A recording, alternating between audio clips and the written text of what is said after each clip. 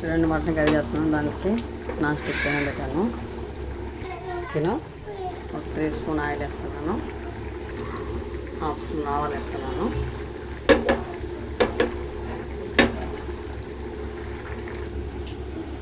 ఆవాలు వేడతాయి. కరివేపాకు తర్వాత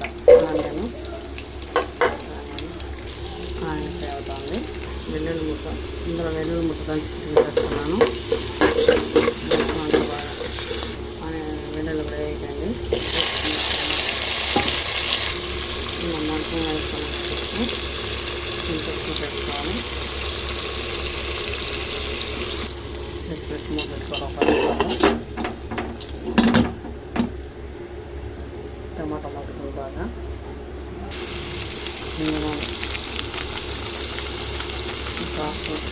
గరం మసాలా, కారం, టమాటా కూడా బాగా మగ్గుతుంది కదా. ఇప్పుడు దీంట్లో అందులో మటన్ వేసుకుంటాం.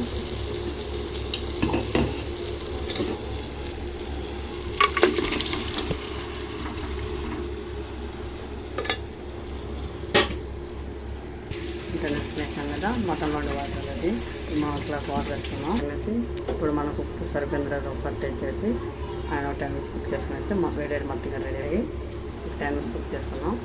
చూడండి మటన్ కర్రీ కూడా రెడీ అయిపోయింది. వేడిగా పడింది. మీరు ఒకసారి ట్రై చేయండి. ప్లీజ్ సబ్స్క్రైబ్ చేసుకోండి.